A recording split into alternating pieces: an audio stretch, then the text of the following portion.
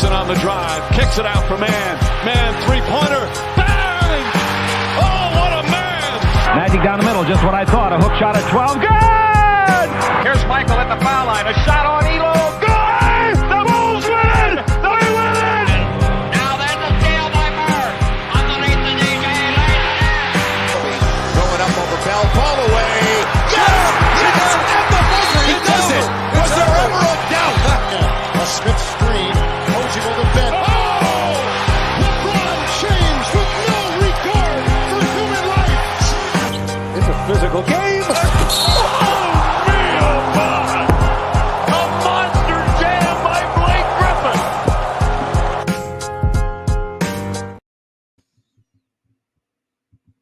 Jackson on the drive, kicks it out for man. Man, three-pointer, bang! Oh, what a man! Magic down the middle, just what I Wow, thought. 3 people? Seriously? Come on, Laker fans. This is a good occasion for you guys. You should at least be here. Game 7. All the marbles. Maybe the first 3-0 comeback.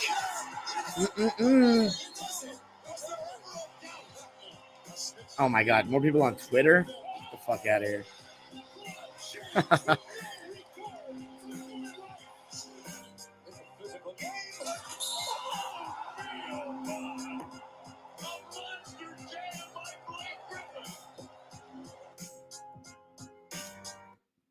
What's going on, guys? Welcome to another post-game live here on Dime Dropper for the 2023 NBA playoffs. We are back, baby. Sorry I could not be there for Game 6. Family obligations. I had a good weekend, though. I'm not going to lie. Always great to be with the fam. But Game 7, the Celtics were able to force it off that Derek White putback. What a ridiculous game that was. And I am not going to lie, I thought the Celtics had this series in the bag going back to Boston. Before we get started tonight, you already know the drill. Follow us on social media, Twitter, Instagram, TikTok at Dime Dropper Pod. And of course, subscribe to the YouTube channel and hit the notification bell. But let me just tell you this. Everybody that's on Twitter, let's see how many people we got on Twitter. 9. All right, so what you guys are going to have to do is, this video is going to end in a second, but all you got to do is go underneath the tweet that you're on and click on that link and come to the YouTube. And if you are not subscribed, come on, man, you got to subscribe. Or lady, you got to subscribe because that's where I make my money. Super chats are turned on if you want to drop $1 or a dime. Any donation is appreciated, but let's get right to it. So the Boston Celtics, I always say when the Celtics host Game 7 at home, like, they got it in the bag normally. 22-5 going into this game at home in the playoffs. And here's the thing about Boston in Game 7s. And here's the thing about them. I always say that if you're playing a Game 7 on the road, you've basically already lost more often than not. The stats and the history just favor that. I mean, basic basketball nature. But the Celtics, Boston, especially back when they were in the Boston Garden, it just felt like some mystique about them, something that would always go right. And they never used to barely lost Game 7s at home. I've already seen half of them in my lifetime, 2009, 2018, and now tonight. And tonight wasn't even close. And, watching this game and going into it, I was saying the first, and I agreed with Charles Barkley. Charles Barkley said it too, but the first 6 minutes of the game, I know that's nothing in today's NBA, especially with the three-point variance and all that, but the first 6 minutes of the game was going to be huge because if the Celtics got off to a crazy start shooting the three, the whole crowd got into it like Game 5, I think it would be too much for the Heat to overcome. But the Miami Heat won this game tonight with their defense. And Eric Spoelstra threw in a great mixture of man and zone. And remember, if you go back to the bubble, what really fucked with the Celtics? Them going to these zones, these matchup zones, these 2-3 zones, even 1-2-2 at times for the Heat, just mixing it up. And the Celtics, I mean, they just keep ball pounding, doing the same old thing, stagnant offense, not making – it's the same thing we said in the beginning of the series, and that's why this win was so fitting for the Heat. The Heat play off the pass, Celtics play off the bounce. The Celtics do not carve up zones because they're not really – looking for the mid-range. They'll pass up a lot of mid-ranges for the 3 ball, which they can go hot and cold with, live by the 3, die by the 3. And then Yeah, they have guys that won't even look at the mid-range, and when they get the ball in that zone, and they don't move the ball fast enough. So that's why a zone is really good against them. I'm going to get into a little bit more detail about it in a sec, but overall, in the beginning of the game, it's basically switch everything on both sides. So it's just a one-on-one game. Jaylen Brown got off to a solid start in the first quarter for the Celtics, but I'm afraid that would be the only quarter that he was solid for me. Jayson Tatum on the first play, and this affected the game, twisted his ankle, landed on Gabe Vincent. I don't usually make excuses for injuries or anything like that, and I wouldn't say I'm giving him an excuse because I still think he should have shot the ball more and, tried to catch the ball in better areas if you can't really put the ball on the floor and go to the rim. But Jayson Tatum still tried tonight. He still fought. It was very disappointing that you just didn't get the good performance. Not even a good performance. You got an awful performance by Jaylen Brown. And just overall, the team philosophy is just too 3-point heavy. But I'm going to get into more in depth about that in a sec. But God, Miami came out with the right defensive energy, and Jimmy Butler hit a couple of shots, but Caleb Martin again. I mean, oh my God. I don't even know what to say about this guy. He was just playing at such a high level. Some of the shots he was making, like one dribble spin off, like on a dime, rise up, like 18-footer, going to the basket. But he's been really great attacking closeouts in a variety of ways, stepping into the mid-range, sidestep, escape threes. I mean, good off just catch and shoot as well on the fast break. And obviously defensively, you could argue that he should have won that Larry Bird Eastern Conference Finals MVP tonight, which again, these awards, ridiculous gimmicks. Like, they should stop. I mean, people are talking about, he should have won the Eastern Conference Finals MVP. This is exactly why these awards were so extra. Jesus. But it doesn't really matter at the end of the day. Caleb Martin was insane in this series in every way, shape, or form, and it was no different in this game. It felt like he didn't have one bad game. After the first quarter, the score was 22-15 in favor of the Miami Heat. Their defense was so good, but the Celtics, it's just a lot of threes just chucking early in the shot clock. First three they got, it felt like they were just, trying to play the math game, and they shot their worst three-point shooting game of the season last game. So they thought, okay, it'll regress to the mean, and we're just going to throw them up there. Al Horford, Derek White, Jaylen Brown, all of them, just a couple of these shots for each are just very quick. In the shot clock, this is a game 7. You can get a better shot. But I think Mazzulla, he said it at the end of the game. They asked him after the game, do you think this team lives and dies by the three, or do you think they lean too far into the three-pointers? And he said, no, we just missed shots. Okay, it's the same story with basically every single coach. The Celtics will not continue to win this way. I can promise you that. Especially with Jaylen Brown losing the ball every time he tries to hard drive left in the final 2 rounds of the playoffs. Let's not even get into that yet. 22-15. You hold a team to 15 points in the first quarter as the road team. That's how you say we're in this shit, and you're going to have to work to win this game. And that's exactly what the Miami Heat did. Second quarter, got a little bit more points on the board for either side. 30-26 in favor of the Heat, and they led 52-41 at the half. The Celtics, they were down by like 17 at one point. They just were not scoring, just chucking up threes. I agree with what Charles Barkley said and what Kenny said, that the Heat were taking the rhythm threes. They were knocking them down. Celtics were forcing a lot, and you could just tell that Tatum wasn't 100% right, so you needed a little bit more from JB.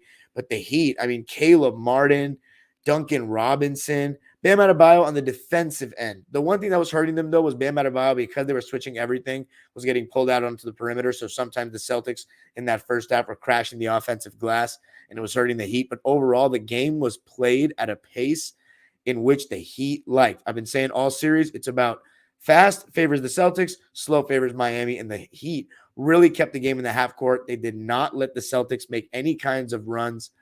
And here's the thing about the Celtics fans. They brought it. They were really loud. They were trying everything they could. But the Heat took them out of the game with timely shots, mainly from Caleb Martin. And, Jimmy Butler hit 2 off-the-catch threes. One of them was like falling away with a hand in his face in the corner. So Jimmy Butler, 3 for 7 from deep in this game. I thought he came to play. He emptied the clip, 28 shot attempts. He didn't shoot the most efficiently, 12 for 28, but he was aggressive and he did a little bit of everything. 28.7 rebounds and 6 assists. That's what you needed in a game 7 to respond to all the critics for the bad performances recently, and they have been bad performances. But Jimmy Butler, I don't even think he was the best player tonight for the Heat. That would be Caleb Martin for me. But the Celtics made a little bit of a push in that third quarter, but it didn't start right away because Jimmy Butler got the lead up to 16, and the Celtics called a timeout not even 2 minutes into the third. I don't even think it was an effort thing for the Celtics, and their defense wasn't even horrendous to me. It's mainly they couldn't score. Just their momentum was lost in that way. And, when you make shots, it helps you on the defensive end just because you get that confidence boost. But the best teams are the ones that are able to still defend even when their shots aren't falling. And you know what? 103 points, that's not a lot for today's NBA. I still really think the Celtics did a decent job. They didn't make Jimmy Butler's life easy at all. I mean, 12 for 28, that could easily be 12 for 28 in a loss. But it wasn't because the Celtics offense was just garbage. But Jimmy Butler, Bam Adebayo, Max Strus, even Duncan Robinson when he was on the court tonight, they held their own defensively. They did. But the third quarter I thought was really entertaining because it became a battle between Caleb Martin and Derek White. I did not think that would be the battle in the Game 7 of the Eastern Conference Finals. But man, oh man. Derek White had a couple of he had a couple of threes and shots going to the basket. He was 3 for 3 from 2 at one point in the game. I'm not sure if he ended at that. I'm not looking at the box score just yet. But he was able to get to the line, and he was really because Jayson Tatum clearly was kind of limping and wasn't really demanding the ball. And in these kind of games, we've seen that Jayson Tatum, the one thing he doesn't do, he doesn't shy away. He will try to get the ball. And there was none of that in the second half, really.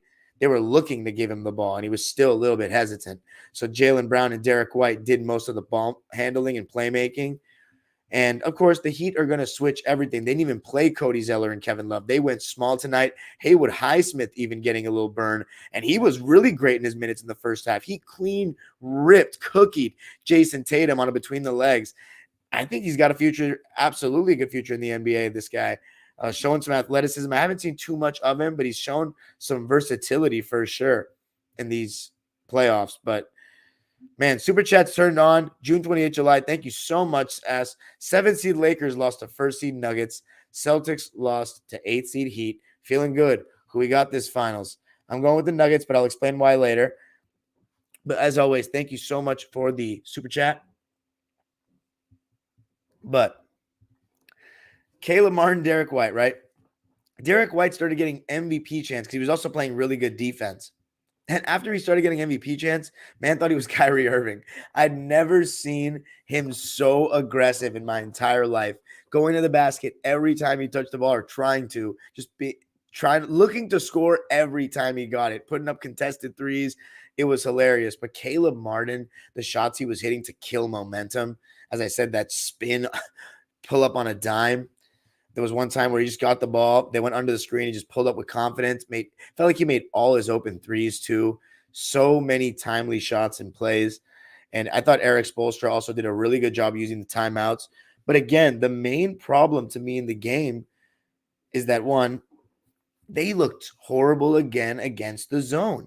They'll put Al Horford in the middle of the floor, and he was making good reads to kick it out to shooters, but the three ball just wasn't falling, right? So Al Horford not looking at the basket in the mid-range is a problem. He tries to go right at the body of Bam, and Bam is one of the best defenders in the NBA. So that's pretty tough. Then you just don't put Jaylen Brown or Jayson Tatum really there in the middle of the floor. They flash there occasionally, but it's just not consistent. They don't stay there. They don't really actively look to move and work hard for the ball at all off the ball. Jayson Tatum, he went into the mid-post or the foul line area one time. He caught the ball and turned and shot, and it almost banked in. It was such a bad miss. And that is not an ankle thing. That is a shot that he looked uncomfortable shooting. Because how many times do you see Jayson Tatum in the middle of a zone? First of all, teams don't really be playing zone like that. People can act like, oh, they throw it in more than back in the day. Sure, they don't play zone like that. It's still primarily man-to-man like 90% of the time. The Miami Heat play the most zone in the league, quite frankly, and they know in a playoff series against the Celtics, and this, by the way, is not normal how much they're playing zone, but they know the Celtics suck against zone because, as I said, they have guys that won't look at the mid-range when they catch the ball at the foul line. And by the way, it's not just the Celtics that have this problem. And that's part of the reason why I always say teams are going zone more now, because people are not accustomed to taking catch and shoot mid ranges anymore. There are way more guys shooting catch and shoot threes. Absolutely. And 3 is worth more than 2. And I get why they're doing it. But this is where you can try to exploit this. You know who you can't exploit it against? The Joker, who if you go 2-3 against and he catches the ball in the middle of the floor, you will get carved apart. So that's why the Joker, to me, he can counter basically every defense, and I think he would be fantastic in every era because of it. You know, he has the mid-range. He doesn't neglect any part of the floor. He just kind of takes what the defense gives, and that's why, to me, he's the best player in the NBA, and he's held his own defensively, and he's surrounded by great defenders. So that zone, they're going to try to mix it up, but Jokic is not like the Celtics. Jayson Tatum being uncomfortable taking that shot, catch and shoot in the mid-range is concerning to me. He's got to put in some work with that. Jaylen Brown, the same. You know, they're pretty decent off the bounce. Jayson Tatum is pretty decent catching the ball isolated, maybe 1 to 2 dribble on an island, but catching the ball like that in the zone and turning and shooting quick, catch and shoot, not catch and make a move or just ISO, it's a little different. And, you know, JT wears all this Kobe stuff, says, I love Kobe this, I love Kobe that. Are you watching the film? Because just playing in a different era does not excuse you from neglect. You know, Kobe was such a great, to me, top 2, top 3 scorer ever to play the game, the best scorer I've ever seen, because he was able, you can say, oh, he wasn't the best three-point shooter. If he was open on a catch and shoot 3, I still thought it was going in. And inside the arc, he was comfortable shooting any shot. Pull up going left, pull up going right. Didn't matter how many dribbles. Pump fake 1, 2, 3 times. Post fade over either shoulder. 2 guys on him, 3 guys on him. Pull ups on a dime. 1 dribble, 0 dribbles. Turn and face. You know what I'm saying? All these kind of different shots off the catch, quick, coming off a pin down, going either way. So all these different shots, that's what made him great. And I'm not saying Jayson Tatum's going to ever reach that level, but it just means diverse. Like, you got to be able to catch the ball and work quick inside the arc at that size. And with this spacing, it will change your game. I know he was injured. And I don't mean to sound too harsh on him, but it's not about just this game. It's about the series. And that's why the teams are going to continue to go zone on the Celtics, because Al Horford, he clearly doesn't like taking that shot. He doesn't even look at it, that 15-footer. And no, I'm not blaming the analytics. Analytics this, analytics that. Oh, maybe I should. I don't know. Let me know what you think in the comments about that. Should I blame the analytics for that? Because the thing is, for the guys that are good at mid-ranges, they're encouraged to take it. These guys are decent in mid-ranges. They're not encouraged to take it. I don't think it's that they're not encouraged to take it. I think it's that they're more encouraged to take the 3 ball. When your coach is being asked after the game, if you think you didn't, you know, if you lived and died by the 3, did it hurt you guys? They shot 9 for 42 from deep, 21.4%, and shot 20% in the last game. And he said no. I'm not saying you should get fired or anything like that, because it's on the players first and foremost, but I don't like that answer. Yeah. I don't know. It's not even like, I don't even know what, if you're Missoula, I mean, I guess you would put Jaylen Brown in the high post exclusively, but Jayson Tatum should also be getting there too. To me, you should not have your hand held by a coach to get into the middle of a zone. That's insanity. Players got to take over at that point. Come on, IQ. The Miami Heat had a better collective basketball IQ. And as I said, despite the Derek White and Caleb Martin showdown, Celtics outscored the Heat by 1 going into the 4th. The Heat just took their life away. They never let up. Jimmy Butler was able to make big shots. Caleb Martin was able to make big shots. And the Heat got it done. They never really let the Celtics back in it. The Celtics pretty much chucked themselves out of the game. And Jaylen Brown, oh boy. Going left, Stan Van Gundy called it out in commentary. It was a problem again. I mean, he just lost the ball, sometimes even unforced. His handle's still loosey-goosey, and it comes out at the higher levels. And that's why you just can't take regular season basketball to the bank. You can't even just take first round basketball when you're clearly favored to the bank. It's all about these last 3 rounds. As I always say, this really separates the good from the great. The great from the good and the GOATs from the greats. And it's all about the big moments. Right now, Jaylen Brown, his handle, it's too loosey-goosey at the highest level. And he's got to have to keep putting in work there. Jayson Tatum, he doesn't embrace both of these two. They're good at the mid-range. They don't embrace it. They make life so tough for themselves, wanting to dance at the top of the key behind the three-point line with the defense staring at them. They make it so complicated. Catch the ball at the elbow, at the mid-post way more. Life will be easier, I promise. Especially for Jayson Tatum. We've seen the results when he catches it there. It's the exact same shit I say about Paul George every fucking week when the Clippers are on. It's the same thing. You want to be Kobe so bad? Watch his fucking film. It's there, and he had less space than you. But then the argument is the analytics don't encourage it, all this. Man, fuck the analytics. It's not even about that. You're good at the mid-range. The analytics shouldn't be that in favor of it. He should be able to, man, you know what the analytics do favor? Winning. So Jayson Tatum, in the playoffs, the game changes. So your regular season stats too, whatever you shot in the regular season, this and that. No, the playoffs is a war of attrition. As Bob Myers said in that interview or whatever on that show he was on, option A will be taken away. You got to have counters, and that's what separates the GOATs from the greats. And right now, Jayson Tatum and Jaylen Brown, they're really great. Jaylen Brown's really good. Jayson Tatum is great. They ain't Celtic GOATs. Paul Pierce, Larry Bird, these guys, these are the GOATs. Russell for the Celtics. They are yet to reach that, but again, they're young. So I'm not going to say there's going to be so much ugly conversation about break it up this, break it up that. I don't believe in that. 25 and 26 years old. They got to game 7 of the conference finals. Okay, it was a disappointing season. Was last year a disappointing season? No, it wasn't. It was a disappointing ending. But the Golden State Warriors are a more experienced team with the best player in the series. Jayson Tatum was in his 5th year in the NBA. This was embarrassing. Absolutely. It's not about that they were down 3-0 and almost came back. You lost a game 7 at home. You were down 3-0 as the higher seed.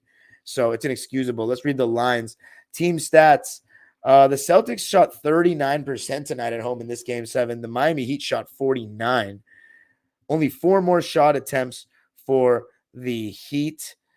Free throw attempts, 13 for the Celtics. They shot 11 for 13. Heat only got 6 foul shots, 5 for 6. That even makes it even more impressive that they won. From the three-point line, the Heat shot the more in-rhythm threes. They shot the better threes off better ball movement, 14 for 28. They still made some tough shots, though, I'm not going to lie, especially Jimmy Butler. But there were a couple of times in the first half, I forgot to mention this, where they seemed like they're, there were many miscommunications on pick and rolls where I couldn't tell if they were going under the screen or they were dropping. But Duncan Robinson and Kyle Lowry just walked into wide open threes. With Al Horford was I'm pretty sure involved in both. I thought they looked better with Rob Williams on the court tonight, having that vertical threat because Al Horford's 3 ball has been so suspect in the series. And Rob Williams with the vertical threat and his rim protection, I think he does a better job switching on to Jimmy Butler, because he still hesitates sometimes going at the rim. And one thing about Jimmy Butler that limits him to me as a scorer, at this highest level, is, as I think it was a good point SVG made, that he's always off 2 feet, always coming to a jump stop and all that. He's very uncomfortable just going up off 1 foot most of the time. And he's good going to his right, stopping on a dime, fading away. He falls away and squares his shoulders. But going to his left, he's way different. He doesn't stop on a dime like that. He usually comes to a full stop, throws a couple of pump fakes in there.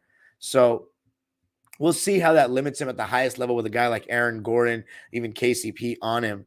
Because I've said in the past that I've been a little skeptical of Jimmy being the best player on a championship team in terms of scoring, because his bag is a little limited, but he still seems to get the job done. And last year I kind of didn't think that. I thought it was more about Bam Adebayo as a second option, being able to average 20 points consistently. And this year I feel like I've been reiterated on that, or reminded of that, I should say. And I reiterate that point, that Jimmy Butler seems like he can be in this era first option on a championship team. I think they need a little more out of Bam consistently scoring wise. But rebound battle, 2 more rebounds for the Heat, so nothing crazy there. The Heat at 26 assists to the Celtics 18, but that's pretty easy to think about when they make 10 more shots. Turnovers about the same. Celtics had 15, Heat had 14. The Heat, though, 17 fast break points of the Celtics, 8. And the largest lead of the game for the Celtics was just 5, and that was 5-0. The Heat led by as many as 23 in Boston tonight. Let's read the lines for the Celtics. A little bit of everybody, honestly. They were just throwing shit at the wall, and nothing really stuck. Peyton Pritchard played 4 minutes and had a donut. Malcolm Brogdon returned in this game. He just didn't look right. Played 7 minutes, had a donut, and I think that did hurt as well. So the Celtics, you need luck to win championships as well. Not saying the Heat got lucky, but Jayson Tatum and Malcolm Brogdon getting injured didn't help. For the Heat, I know you might say Tyler Hero, but I'm starting to think that I've been convinced that they play better without him. Grant Williams played 16 minutes. He had 3 points on 1 for 3 shooting. I remember his 3 was pretty big because if the Celtics were going to make a run, that 3 was something that something that felt like it could be a start of. The Time Lord only played 14 minutes. I don't agree with Al Horford playing 20 more minutes than the Time Lord tonight, to be honest. He was a -9. Horford was a -10, so nothing really supports that in terms of the stats. But I don't know. As I said, he was 4 for 5. Horford was 3 for 8. Horford was 2 for 5 from 3, so you'll take that. But the Time Lord, 8.6 boards. And as I said, I thought if he was affecting more shots, he also had a block. But now you go to the starters. Al Horford played 34 minutes, 3 for 8 from the field, 2 for 5 from 3, 8 points, 8 boards, 2 assists, and a steal. I don't know. I just didn't think he was good enough offensively in this series. It's not consistent enough because he's not really off. I mean, he makes some good, connective passes and all that, like the extra pass or being in that high post. As I said, he was making some decent reads, but he's still he needs to make shots. Quite simply, he needs to make shots, and he's not looking to post up on smaller guys as much anymore. You saw a little bit of it in the first quarter, but you're just not. It's nothing consistent. He's not in his prime anymore. Al Horford is still great. I mean, I think you could still say he had a good postseason, especially because of the Sixers series. But man, I don't know. I'm not going to talk about next season or anything like that. I don't feel like that. I just want to talk about tonight. How about Marcus Smart? Played 35 minutes, 9 points, 2 rebounds, 4 assists, and a steal. Thought he was pretty good defensively, but compared to most years, he wasn't really guarding the best guy as much this year. He took a step down defensively, but I still think he's good in his role. But 4 for 10 from the field, 1 for 6 from 3. So Marcus Smart needed to have, I didn't really need to have a better shooting night because the Stars didn't play well enough, but it would have helped. Then there's Derek White, who was getting MVP chance at one point tonight. 18 points for him. 5 for 12 from the field, 2 for 9 from 3. I thought he took some reckless threes as well. 6 for 7 from the line. Then the Jays, Jayson Tatum, 14 points, 11 rebounds, 4 assists, 1 steal. Just 2 turnovers, so not too bad there. 5 for 13 from the field, 1 for 4 from 3, 3 for 4 from the line. It didn't look like he had much lift, and it looked like when he got to the rim, he would be limping after. It was tough for Tatum, man. I felt for him. But I think he still should have shot more than 13 times, especially with JB losing the ball so much. It was a great season for Jayson Tatum overall. I think he should be disappointed in this series, and it is a blemish. He shouldn't be happy with it. I don't think he played well enough, even though I think his stats after the series, the stats haven't loaded. I'd tell you them if they were loaded already. But he probably statistically had a solid series. But nah, he wasn't good enough. Point blank period. And somebody else who was even worse was Jaylen Brown. Last year was Jayson Tatum that stuck out more. This year was Jaylen Brown. And it's just part of the process. They're young. It was a very disappointing season, very disappointing ending.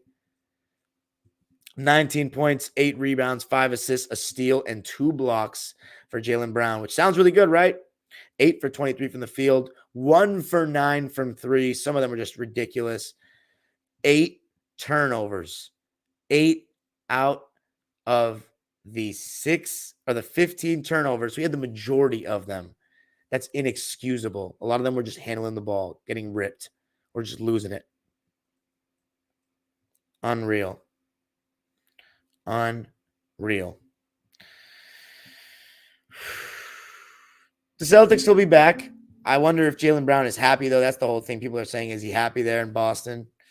It's tough, man. The Celtics fans, You have every right to be pissed at your team. I mean, I don't think they quit or anything like that, but they weren't good enough.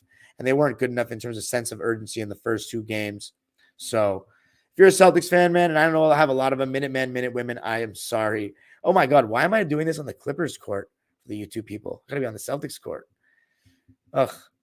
But anyway, I am sorry, Celtics fans. But not really that sorry because you have 17 rings. So I don't really have much sympathy for you. I'm a Clipper fan. At the end of the day, though, it is tough. I mean, 3-0 up. The whole 0-4 Red Sox thing. It felt too good to be true. I'm not going to lie. I looked like a little bit of a clown. I thought that the Celtics had it. I really did. Game 7 in Boston. I mean, that's why you got to give the credit to the Miami Heat more than anything. But, yeah, it's tough for the Celtics. 2 tough endings in a row. But, look, they're the only team that besides the Heat, that in the last 2 years made it to the conference finals. Yeah, in the last 2 years made it to the conference finals. Both of them. Heat and Celtics, only teams. So that's something to be proud of, and I think they'll be back, and they're young. They're not even close to their primes yet, so they'll still have a couple of years before that, maybe 1 or 2. Let's talk about the Heat. Basically an 8-man rotation. Highsmith, 2 points in 9 minutes. I thought he was great in his minutes, as I said. Duncan Robinson, what a solid performance from him, and he was holding his own defensively. 10 points on 4 for 6 shooting and 2 for 3 from deep in 20 minutes of play. Wow. He's just been really great in these playoffs. It's been like the bubble again. Not as crazy though, obviously, but just he's making a great impact again. Let's put it that way. And you'll absolutely have him going into getting double figures in a game 7 on the road. 5 guys in double figures for the Miami Heat. Just 3 for the Celtics. Derek White, Jaylen Brown, and Jayson Tatum. How about Kyle Lowry? Did a little bit of everything today. Solid bounce back game after a couple of tough ones. 7 points, 7 boards, 5 assists, good defense as usual. 3 for 6 from the field and 1 for 2 from 3 in 24 minutes. Kyle Lowry making it to his 2nd NBA Finals. So I know all the Raptors fans probably pulling for the Miami Heat. Let's talk about the starters. Gabe Vincent played the least amount of minutes. He had 10 points and 4 assists. Thought he was very solid. 4 for 10 from the field and 2 for 3 from deep. Gabe Vincent, what can you say about him? He's been amazing in these playoffs, keeping the defense honest, catching and shooting the 3-ball, being able to handle the ball and pick and roll and take some pressure off of Jimmy Butler and holding his own defensively. And in a variety of ways he's scoring. Mid-range, at the rim, the 3-ball, UCSB. Shout out to the UCs. Gabe Vincent. Congratulations to him. Started on this team in the playoffs. How about Max Toasterstrudel? 8 points, 5 rebounds on 3 for 8 shooting and 2 for 6 from deep. You know what? It didn't really feel like it was 33% from 3 watching the game. Felt like he made big shots and he played D. And I think that he has a lot to be proud of as well. Bam Adebayo. I'm not going to lie. His defense is awesome, but offensively, he's very frustrating. And I think you're going to see it exposed in the finals. He is so inconsistent with his shot making around the rim and in the mid-range area. He does not play with any confidence offensively. He's not decisive with his moves. He had Derek White on him, and he took like a 15-footer. And what's annoying about him is that he has the post game, and you see it come out. He has like jump hooks with both hands sometimes, but he just fades away and just he has the favorable matchup every time, pretty much every time down. Like these guys. There was a lot of moments of really ugly basketball tonight. Like really ugly, man. Like I don't even mean to be hating, but it's just threes, guys that can't shoot the mid-range. They can't expose zones. Not much crashing the offensive glass.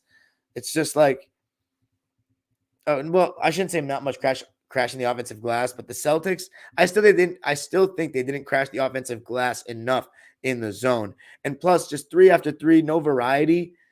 It was just, oh, man, there was some terrible moments. And look, here's the crazy part. One-on-one, right? They make you play one-on-one because they switch everything. You can choose who guards you.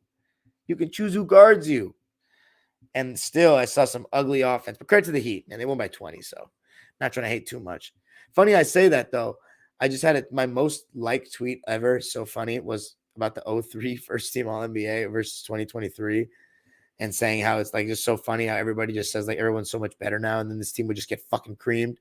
But I did say underneath in the tweet that Jokic and Steph Curry, those two are actually in the best 5 in the NBA, and that would make it a better game. But it was like Kobe, McGrady, Duncan, Garnett, and Shaq. I mean, come on. Anyway, Let's talk about so Bam, 12 points, 10 rebounds, 7 assists. For what it's worth, 4 for 10 from the field and 4 for 4 from the line. For what it's worth, I think Bam is really good, man. He's really good. His defense is awesome. He's so versatile, but offensively, he leaves a lot to be desired, and he has the tools. And I think he has the skill, but he lacks the consistency and the confidence, and he just needs to keep working. That mid-range is not consistent. Jimmy Butler, 28 points, 7 rebounds, 6 assists, 3 steals, 12 for 28 from the field, 3 for 7 from 3, and only 2 free throw attempts, made one of them. What a solid game for Jimmy. He did it. He came through, and he had some amazing sound bites. Last year when he said we'll be back in the same position, and everybody thought he was crazy. Wow. I mean, come on. Himmy buckets, man. What a player. What a legend. And yeah, I do think he's probably better than Tatum overall. I mean, I thought last year he outplayed him. I know the injury, this game doesn't affect that. I think he just makes the game easier. And you know what? He's in his prime, at his peak. Jayson Tatum is not there yet, so it's okay. But I think Jimmy's a little bit better. I still think it's arguable. But yeah, Jimmy Butler did it. And he won the Larry Bird trophy in front of the Celtics crowd. That had already left, of course, but that's brutal, man. Fuck. And the Kuzi Award in front of the Celtics crowd. Oh, at TD Garden. My player of the game, though, is Caleb Martin. What a performance. 26, 10, and 3. That's 10 rebounds. 3 of those offensive rebounds on 11 for 16 from the field and 4 for 6 from 3. Unbelievable the way he was able to mix it up and just hit tougher shots than I thought he even had in his bag. The Miami Heat, I mean, what a story this is. The second 18th to make the finals besides the 99 Knicks. They're really the 7th seed in terms of record, but they lost to the Hawks in the play-in game, and it's crazy. If you had told me that after they lost to the Hawks, they would make it to the finals, I would have said you were insane, that they weren't big enough. They didn't have enough scoring. They couldn't shoot the 3-ball well enough. But they found some magic when Giannis got hurt and Jimmy Butler just entered a different mode. Tyler Hero got hurt, and you've seen everybody step up. And the role players, everybody's been saying, including myself, I said after the first round, they're going to come back to earth eventually. This is, I mean, they're just, I guess, different. Heat culture is real. Pat Riley's the GOAT, man, the godfather, one of my basketball idols for sure. I'm a legend in this city, legend in that city, and just a winner in every sense. Player, coach, exec, even the team that he didn't win with, he was competitive with. He knows what he's doing, man. He doesn't take shit. And Eric Spoelstra might be the best coach in the NBA. I still think it's Greg Popovich. He just doesn't have the talent anymore. But Eric Spoelstra is top 2 minimum. The guy has become an incredible coach. I've always thought he was a great coach, and I knew he was a great coach in 2012 was when I got on the Spoelstra bandwagon, when I saw the way the Heat defended as a team. And I knew that has to be a well-coached team. And each year he's gotten better. And, yeah, I mean, when, people it's crazy because I remember the conversations back then. We used to always say it's easy to coach a team with LeBron on it or with D Wade on it. And that just seems because LeBron is so much of a player coach. He's so on top of everything and such a high IQ player, all-time great. People always like to discredit the coach that he has. And Eric Spoelstra was the first. Actually, no, Mike Brown was the first. But Eric Spoelstra was the second in that line. And I remember, the classic when LeBron, after they were 11-10, or was it 9-8, went to Pat Riley and said, "Do you ever get the itch?" Tried to get him fired, basically, or tried to get him demoted. Remember, this guy started out as the film guy. And Pat Riley stood by Spo this whole way, and look at what he's become. Top 15 coach of all time, voted in. You could make an argument for top 10. Not about to sit here and do that on this podcast, but maybe that's an idea for the summer. But Eric Spoelstra, I mean, he just coaches his teams to the best of their ability. He gets the most out of every player. They're well prepared on both ends of the floor as best they can be. They play with ball movement, even when they don't have the most offensive talent. And I think one of the teams that really resembles or exemplifies Spo's greatness as a coach is that 2018 team, whose best players were Goran Dragic and Hassan Whiteside and Josh Richardson. And they got the 6th seed in the East. I think they had D Wade coming off the bench. Yeah, midway through that season. Don't want to disrespect the great Dwayne Wade, the greatest Heat player of all time, will be smiling tonight as the Miami Heat avoid embarrassment. And yes, in my opinion, it would have been embarrassment to blow a 3-0 lead and become the first team to do that, especially after Spo. He stood and said, "We're going to find a way to do it." Jimmy Butler said he was not panicking the entire series. And guess what? They came through. They made me look like a clown. And the Celtics lose on their home floor. only for the 6th time in NBA history. What a performance by the Heat. Denver Nuggets and Miami Heat. What an amazing series we have in store. I will try to have a preview for you guys, but for now, I've got the Nuggets in 6. I think the rest has done them well. They're the better team with the better player in the series, and I think their offense will be too much. Congratulations to the Miami Heat. Now to the live subscribers waiting patiently in the chat. Super chats are turned on if you want to drop $1 or a dime. Peace. Holy shit, I'm thirsty as fuck, guys.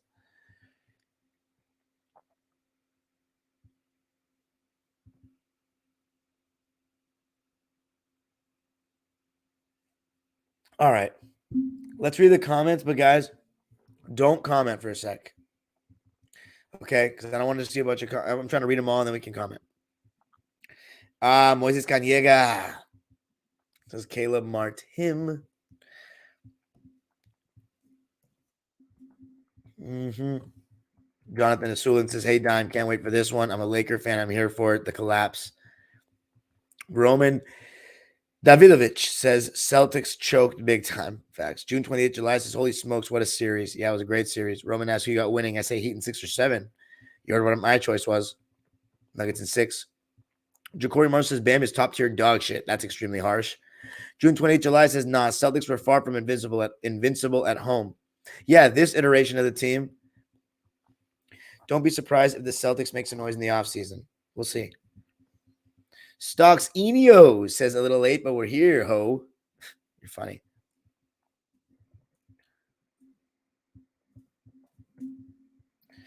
Bernardo Vivas says no fucking playmaking. Should be from Jaylen Brown and Jayson Tatum, man. Derek White was making some plays, but Malcolm Brogdon being injured, that kind of hurt. Stocksinho says, is there will be a finals? Yeah, I hope so. Right says, let's go, Buck Foston. Showtime Nick says, party in the city where the heat is on all night on the beach to the break of dawn. Welcome to Miami. Bienvenido a Miami. Laker fans are so excited tonight. Bouncing in the club where the heat is on all night on the break. Yeah. Hollow 702 says, not trying to hate on Joe, but the Celtics basically played Joe Mazzulla ball today. Yeah, live by the 3, you die by the 3. Right? Chowdhury says, don't want to hear more no excuses for Tatum. Showtime Nick says, thank you, Miami Heat. We're still tied with the Celtics at 17 apiece. Splash and Skills says, good has won tonight. Right? Said, I don't really care who wins, but if I had to pick, I hope the Heat pull this off and make history. It'd be dope to see an 8 seed win it all. It would be crazy. LA Kings in hockey did it. Splash and Skill says, evil has lost. Carson Johnson says, what's up? What's up, Carson? VR Booma says, Celtics in 8. Right? Chowdhury says, Jimmy also 33 and isn't going to have any more chances to win a ring. The Nuggets are here to stay, and Jokic is about to go on the run as the top 2 to 3 player for the next 6 to 7 years. Yes, sir, barring injury, of course. TJ says, right, as long as he's in Miami, he'll have more chances. Not wrong. Carson Johnson said Celtics in 9. It's not. Actually, I don't know about that, TJ, because you still need a dude. Bernardo says Denver is first in the league against zone, both in the regular and the postseason. Well, good to know. There you go. Proves my point. Right? Said Denver might close this out quick in 5. I don't know about that. Bernardo says, my God, what the fuck is the analytics? You could blame the Coke. What are you talking about? Also, my God, one of the reasons the Heat win the series is because they shot a 1,000,000% from 3. So then analytics is great. No, man. They weren't forced threes. Look at the attempts. They weren't forced. They weren't forced. And I think that the Heat, they play more honest basketball. They take more what the defense gives them. They don't neglect the mid-range as much. So then what are you saying? Then let's blame the players. Then if it's not the analytics fault and you're really anti that, then let's blame the players. But the analytic influence affects their IQs. That's what you can't deny because they're encouraged to take threes in the game. Stocksinho says, no way Celtics give Brown a supermax now, right? No, you got to. You got to. Abdul Karim Musanur says the Boston Celtics remind me of the 2018 Houston Rockets. They're not that ridiculous to me because those guys never shot mid-ranges. These guys at least do sometimes. Drive and kick offense and heavily relying on threes. In that way, they're similar, yes. They both forced threes and couldn't hit them in a game 7, and they lost at home. Boomer said spin. Thank you. He says, being able to exploit the defense is something great players and coaches have to know how to do it. The analytics don't discourage taking good shots exploiting the defense. Okay, then. Are they good shots, though? Are they good at making them? That's the thing. Off the catch. But you're right. The players says more about the players. This view of analytics that even some coaches have is kind of whack. That's why I love Kerr. He understands the three-point shot is a function, but it shouldn't be the end-all be-all. That's facts. That's why I love Kerr as well.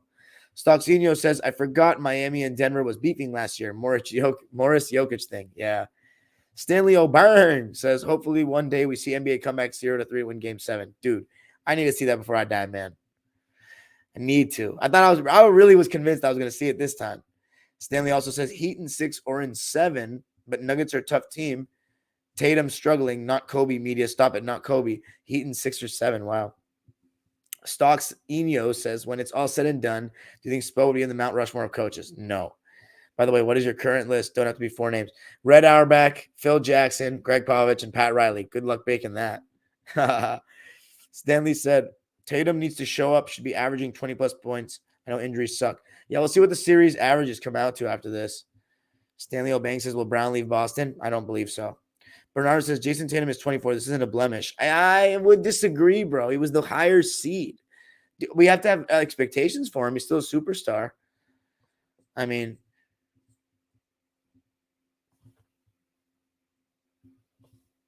June 28th, July says, was Tatum early injury decisive? I think it was very impactful, but I still think that they could have won the game.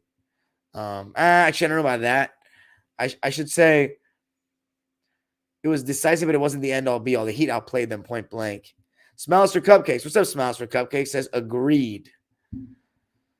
Thank you. Stanley O'Banks says, I thought going to be a close game, but only blowout game 7. Yeah. Showtime Nick says, don't even get me started about the 2004 ALCS. You know what? If I wasn't in 5th grade at the time, and if YouTube existed back then, that could have blown up from that, just like you did with the 3-1 rant. Yeah. I don't know if I'd say I blew up. Stock Senior says, yeah, we will hear game 7 in Boston. That's not easy, guys. Only LeBron and Orlando did it in my lifetime. And of course, Jimmy G Buckets. It's not easy at Garden. Sorry, I had a mistake. Only LeBron, Orlando, and Caleb Martin did it, guys. Absolute legends. Would love for Butler to get a ring, but Nuggets look good and rested. Yeah, I agree. I'd love for Jimmy to get a ring, too. I love Jimmy. Stocksinho says, some LeBron fans crying about why it's Larry Bird trophy and not LeBron had me tired. This motherfucker thinks they're going to name a board with an active player. You're funny, Stocksinho. Stanley O'Banks says, hope Butler and the Heat win a ring, but the Nuggets are something else. Yeah. Chiropractor livers. Don't get me fucking started with that fucking bum.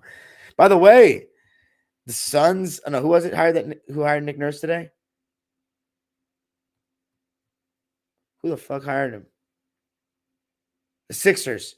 Yeah, good for them. Step in the right direction, I'd say. Eric, a first ballot Hall of Fame coach. I agree.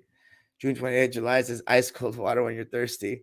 Stanley O'Banks says, hopefully an NBA team came back. Yeah, if Heat win chip, does Udonis come to ring ceremony to get a ring? Fuck you. Yes, he will.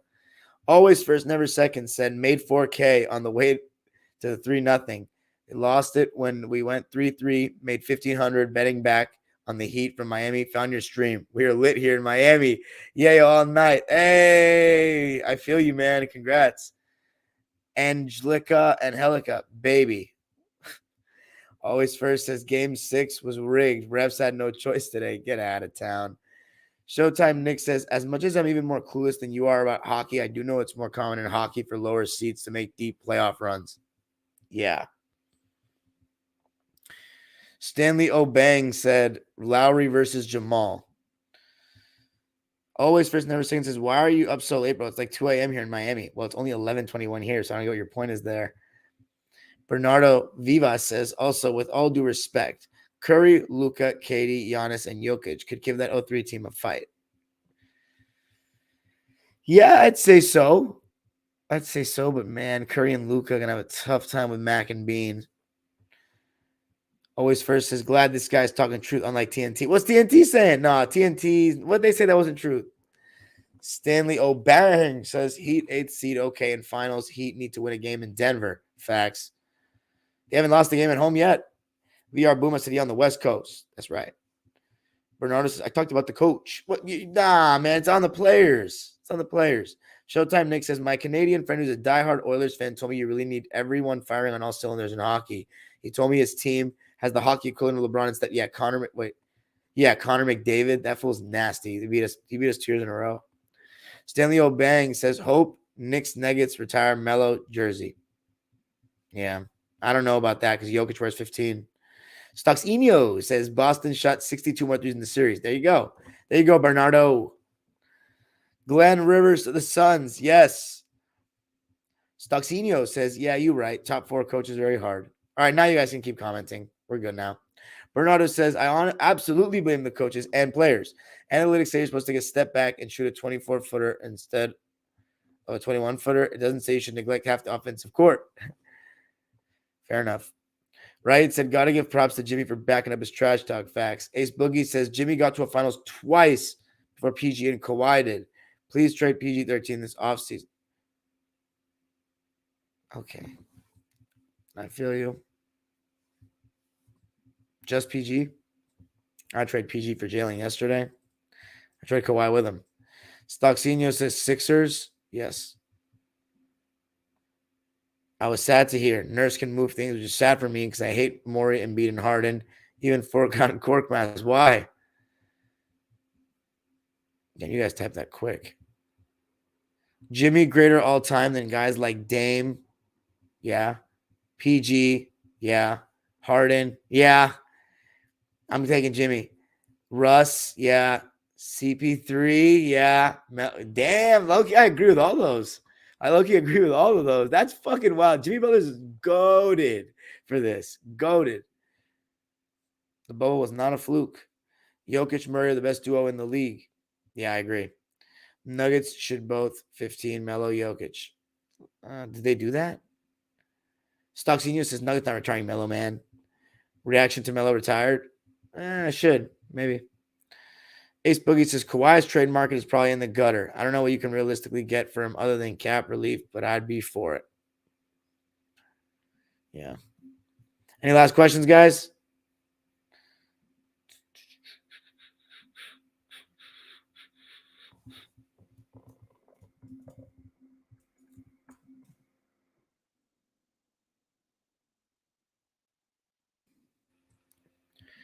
All right, guys. Oh, Jaylen for Dame is the way to go. I could see that, but will they do that?